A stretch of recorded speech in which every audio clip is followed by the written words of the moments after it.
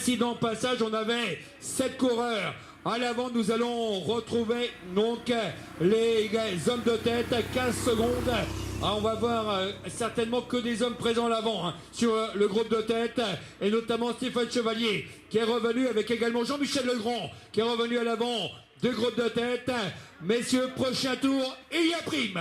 Prochain tour, il y a prime. Prochain tour, il y a prime avec 12 coureurs présents à l'avant, parmi lesquels nous retrouvions toujours la même identification qui était proposée par rapport au tour précédent, et à faire ajouter quelques cours de manière qualitative. L'ambition qui était révélée une nouvelle fois, Florian Bivin, qui semble être un petit peu plus en retrait. Saluons l'excellent comportement des deux hommes de tête, Christian Brivette et Joël Saliou, qui nous rejoignent. Et sur l'ensemble de l'épreuve des 3 des 4, prochain tour, il y aura prime. Prochain tour, il y aura prime. On retrouve Éric Le Breton dans les premières positions du peloton, accompagné de belle manière par Patrick Robin, qui protège la fuite de l'homme de tête.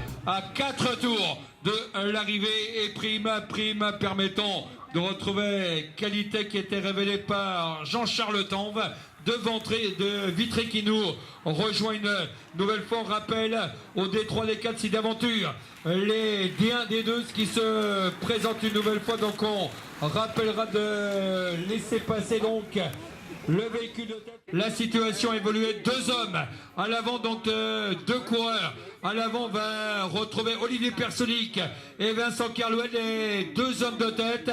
Et le peloton qui est revenu maintenant sur les 12 fuyards de tout à l'heure. Donc on est reparti de plus belle, que ce soit par Vincent Carlouet et Olivier Personic, qui faisait déjà partie de l'échappée principale du tour précédent. Et maintenant, on est reparti avec les 2 hommes de tête. Prochain tour, et il y a prime.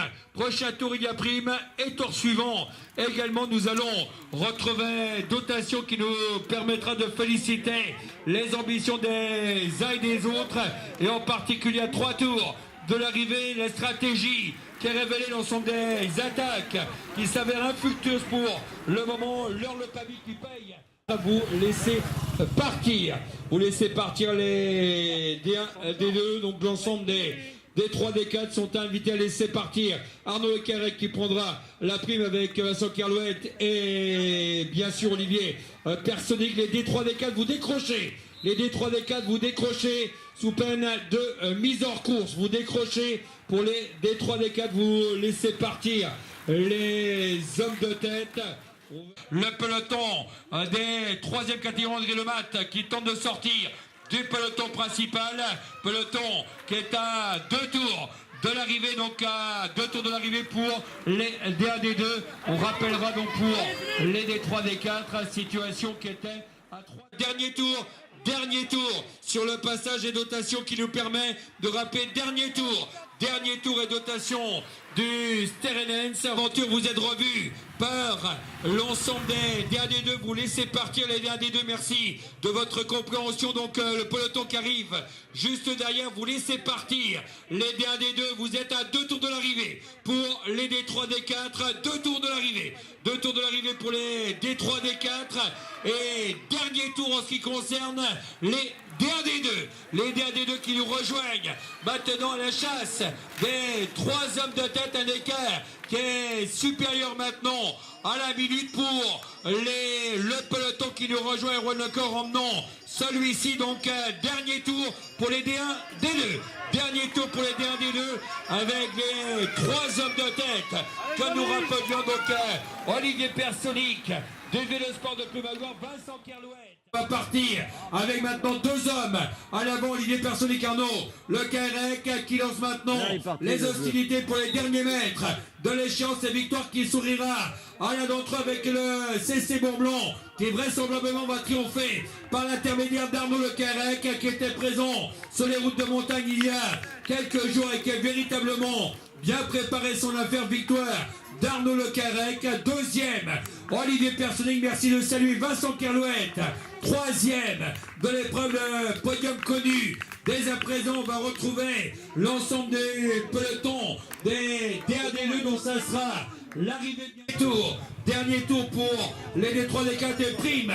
Au passage en particulier pour la route d'Ambégarois, Céric Leluyer qui nous rejoint. Prime au passage et dernier tour. Dernier tour pour les D3, D4. Nous rejoignons les D1D2. Nous rejoignons à l'arrivée, que ce soit Stéphane Amos devancé pour la 4e place. Et donc l'ascension qui a permis une nouvelle fois de retrouver Damien Guillemin qui était présent. Donc Damien Guillemin qui termine à la 4e place. Et en 5e position, nous retrouvions le bel élan qui était formulé une nouvelle fois, les gars, de l'ensemble de la hiérarchie du jeu, une hiérarchie dans laquelle nous retrouvions les 5 premiers qui étaient d'ores et déjà connus. Maintenant pour l'issue générale et la victoire de l'épreuve, ils approchent d'ailleurs des derniers mètres qui seront consentis avec toujours Cédric Leluyer qui va être avalé dans les derniers mètres au niveau de la hiérarchie. La victoire finale en ce qui concerne les D3, D4 avec Jean-Luc Meyer qui nous rejoint également dans les premières positions du peloton. Belle stratégie et belle envolée générale avec notamment dans les derniers mètres victoire de Cédric Leluyer. 2e, nous retrouvions Éric Le Breton à la 2e place. Et le 3e, nous aurons confirmation dans quelques minutes maintenant. Mais il me semblait que Sébastien Glatre des Pignons Cyclo Club était le plus rapide. On aura confirmation dans quelques instants. En tout état de cause, de manière officielle, nous le révélons d'ores et déjà les 2 premiers. La belle victoire, il a tenu dans les derniers mètres de l'épreuve pour aller chercher la victoire. Cédric Leluyer qui s'impose de très belle manière.